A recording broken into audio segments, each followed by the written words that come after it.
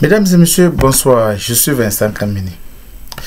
Le 13 septembre 2023, Monsieur le Président du Burkina Faso, j'ai nommé Ibrahim Traoré, posait la première pierre de l'usine de transformation de tomates de Bobo Dioulasso.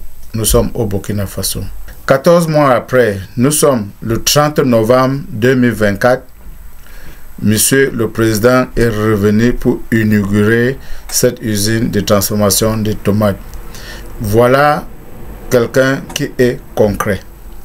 Il pose la première pierre d'une grande usine de transformation de tomates et 14 mois après, il revient inaugurer, n'est-ce pas, cette usine de tomates. Aujourd'hui, au moment où on vous parle, le Burkina Faso a déjà inauguré 3 usines de transformation de tomates dans de différentes villes. Voilà un exemple concret du développement, de investissement.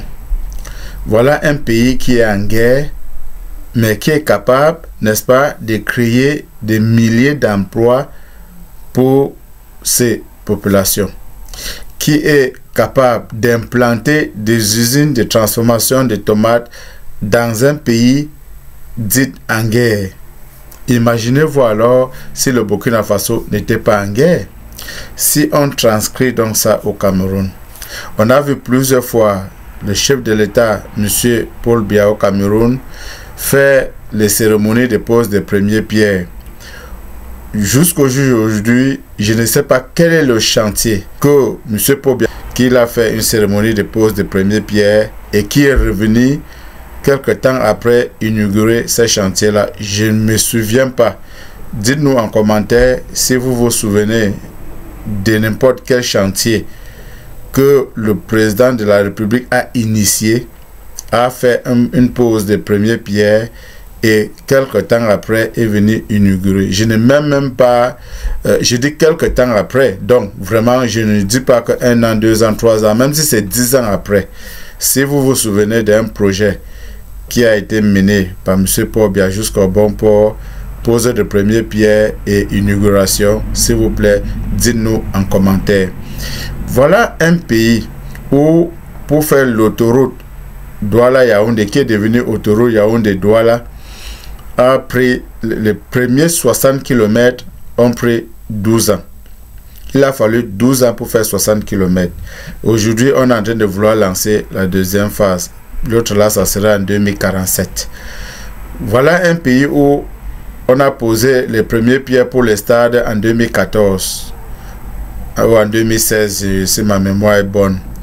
Jusqu'aujourd'hui, le stade qui devrait porter le nom Paul Biya, lui-même il a fui, il a refusé qu'on ne mette plus son nom sur ça parce que c'est terrible. Le stade n'est pas fini jusqu'aujourd'hui. Tous les projets initiés par Paul Biya au Cameroun n'est jamais allé jusqu'au bout. Pour cause de quoi? Cause de corruption. Mais puisque lui-même il est fatigué et qu'il ne peut pas suivre, ça fait que ses ouailles sont en train de faire ce qu'il veut avec les projets. Tous les grands projets structurants, il n'y a pas un seul de ces projets-là qui est en train de marcher. Le Cameroun est toujours dans le noir, il n'y a pas toujours le courant, alors qu'on a investi beaucoup d'argent dans les productions de l'électricité, beaucoup d'argent dans les constructions de barrages, que jusqu'aujourd'hui, ces barrages-là ne produisent même pas les 1/3 de la capacité qui avait été annoncée. Aujourd'hui, nous faisons cette vidéo pour dire merci au président Ibrahim Traoré. On l'encourage de continuer de l'avant. En 14 mois, il a pu installer plus de 3 usines de transformation de tomates au Burkina Faso. Plus de 3 usines dans 3 différentes grandes villes du Burkina Faso. Ça, c'est du concret. Voilà un pays qui est en guerre, mais c'est un pays qui va nous servir d'exemple. Mesdames et messieurs, merci. Je vous laisse, n'est-ce pas, cette petite vidéo qui explique les poses de premières pierres et l'inauguration de ces quelques usines de transformation de tomates au Burkina Faso. Dites-nous en commentaire ce que vous pensez. N'oubliez pas de liker la vidéo, surtout de la partager Voilà.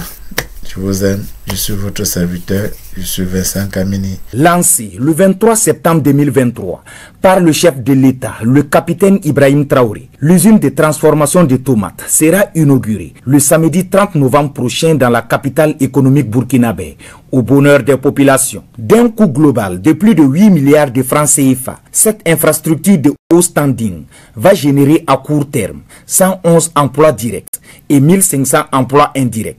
À long terme, ce sont 187 emplois directs et 1000 emplois indirects qui seront créés. L'usine a une capacité de transformation de 6 tonnes de tomates fraîches par heure pour 800 kg de produits finis par heure. Elle est dotée donc d'un système mécanisé comprenant entre autres un compartiment industriel qui s'étend sur plus de 1600 mètres carrés, 2 plateformes de réception des produits finis et des matières premières d'environ 1000 mètres carrés chacune, un bâtiment administratif composé d'une quarantaine de bureaux extensibles, d'une cantine, des vestiaires et d'une infirmerie pour le personnel et pour les populations riveraines. C'est donc dire que l'infrastructure dispose de toutes les commodités pour son fonctionnement. La concrétisation de ce projet émane de la volonté du président Ibrahim Traoré de joindre l'acte à la parole à travers l'entrepreneuriat communautaire par actionnariat populaire. Une vision qui fait du développement endogène au Burkina Faso une réalité.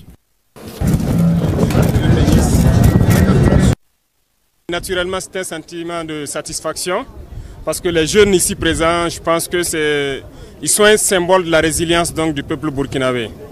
Parce que comme ils ont dit, ça fait 6 ans qu'ils bataillent. Et à notre arrivée, nous avons constaté que le projet souffrait et ils étaient sur le point peut-être d'abandonner.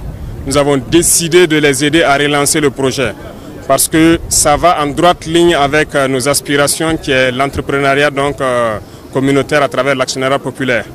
C'est ce qui a amené donc l'État burkinabé à travers le FBDS et l'APEC à prendre des parts jusqu'à hauteur de 57% pour les aider à pouvoir donc concrétiser leurs rêves. Et aujourd'hui c'est une réalité, nous ne pouvons que les féliciter et dire à toute la jeunesse de prendre leur exemple.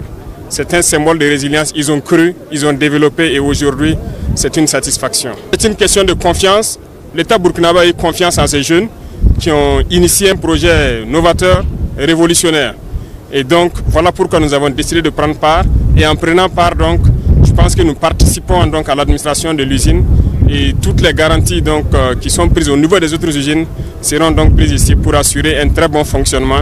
Et que tous ceux qui ont cru en ce projet puissent rentrer donc, dans leurs droits.